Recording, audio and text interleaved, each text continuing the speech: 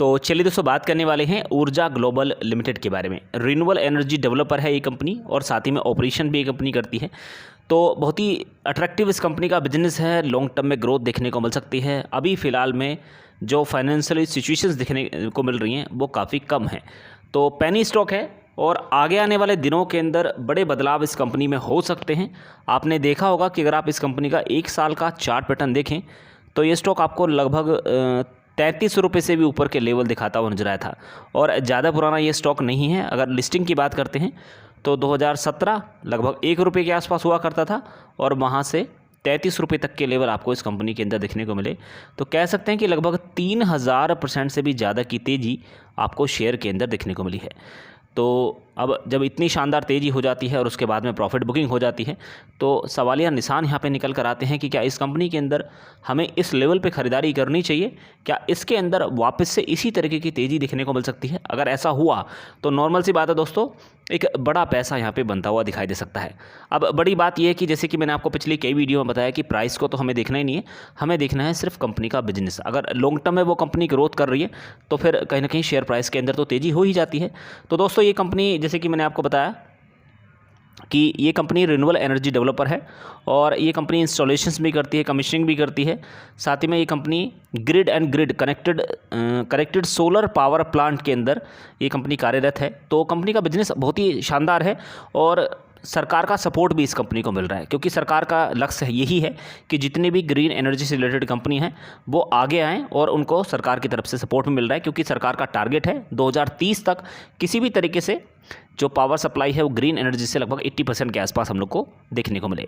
इसके अलावा अगर आप इस कंपनी के बिजनेस वर्टिकल्स देखें तो काफ़ी सारे सेगमेंट में ये कंपनी आपको काम करती हुई दिखाई देगी। सोलर प्रोडक्ट ये कंपनी बनाती है, जैसे कि सोलर स्ट्रीट लाइट्स का निर्माण ये कंपनी करती है, सोलर पावर पैक सिस्टम का निर्माण ये कंपनी करती है, सोलर PV मॉड्यूल्स, बैटरीज ये कंपनी बनाती है, काफ़ी सारी रेंज की आपको बैटरी देखने को मिलेंगी। असेंबलिंग ये कंपनी बैटरियों की करती है, स्टोरेज बैटरी का निर्माण ये कंपनी करती है। तो कहने का मतलब है कि यहाँ पर भी बिजनेस बहुत ही शानदार इस कंपनी का दिखाई दे रहा है।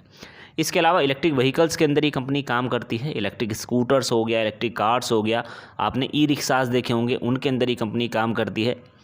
इसके अलावा ट्रेनिंग और एजुकेशन से ये कंपनी हम लोग को प्रोवाइड कराती है। इसके कुछ प्रोग्राम्स भी चल रहे हैं, जैसे कि ITI दिसूरी के अंदर और ITI पोखरान ई एजुकेशन के माध्यम से कंपनी अपनी जो है ट्रेनिंग और एजुकेशन की सर्विसेज दे रही है। इसके अलावा हेल्थ के अंदर भी ये कंपनी है और वहाँ पर भी थ्रू एप्लीकेशंस जो है एक्सेस दे रही है हेल्थ केयर के रिगार्डिंग। तो कंपनी का बिजनेस ओवरऑल देखा जाए तो शानदार ही है। इसके अलावा अगर आप इस कंपनी का मार्केट कैप देखें तो 666 करोड़ की ये कंपनी है, जबकि अगर एंटरप्राइज वैल्यू देखेंगे तो 667 करोड़ की है। तो एंटरप्राइज वैल्यू लगभग सेम है मार्केट कैप के।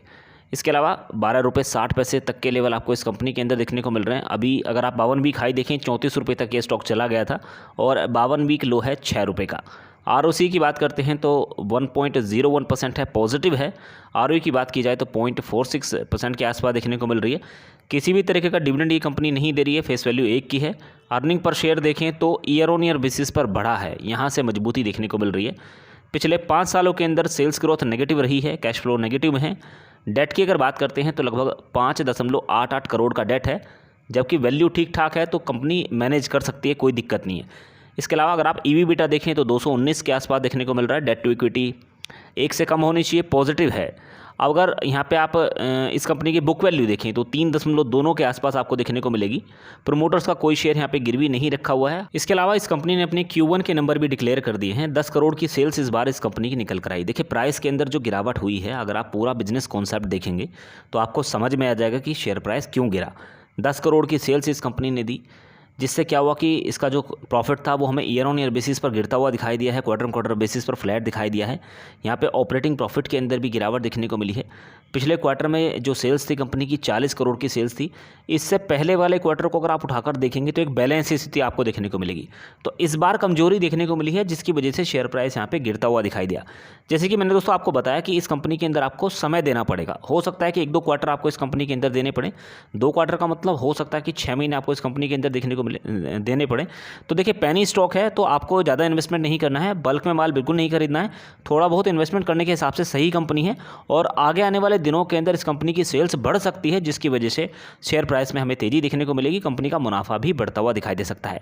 इसके अलावा एक अच्छी बात इस कंपनी के अंदर देखने को मिल रही है कि अगर आप मार्जिन देखें तो अभी भी मार्जिन पॉजिटिव हैं। पिछले साल 0.94% थे और अभी 1.34% के आसपास देखने को मिल रहे हैं। तो ईयर ऑन ईयर बेसिस पर मार्जिन बढ़े और अगर आप क्वार्टर ऑन क्वार्टर बेसिस देखें तो यहाँ भी आपको बढ़ोतरी देखने को मिल रही है। सेम अगर आप इस कंपनी का मुनाफा देखेंगे तो मुनाफा ईयर ऑन ईयर बेसिस पर गिरा है, क्वार्टर ऑन क्वार्टर बेसिस पर फ्लैट दिखाई दे रहा है।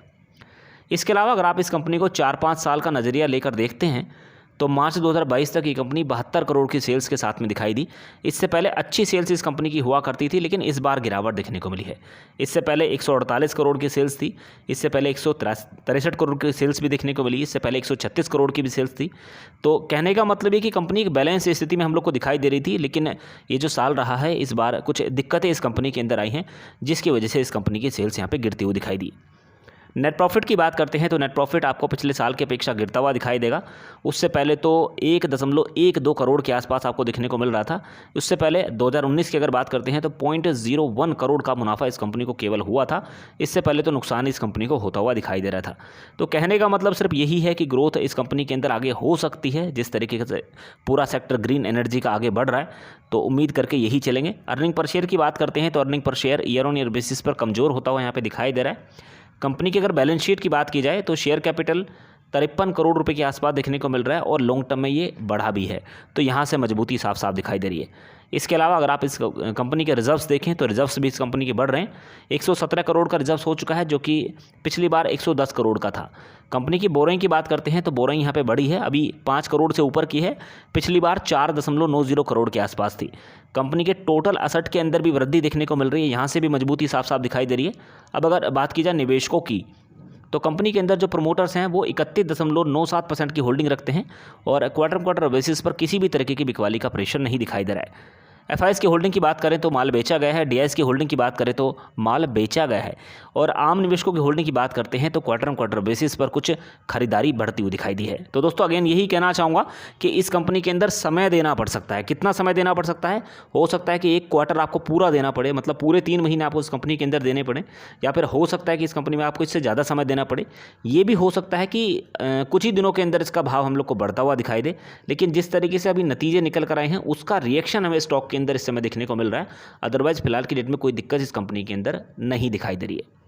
दोस्तों ये पूरी जानकारी आपको अच्छी लगी हो तो वीडियो लाइक जरूर कीजिएगा। चैनल पर पहली बार आए हैं तो सब्सक्राइब करके रख सकते हैं, साथ में बेल आइकन जरूर हिट कर लीजिएगा। Thank you so much for watching.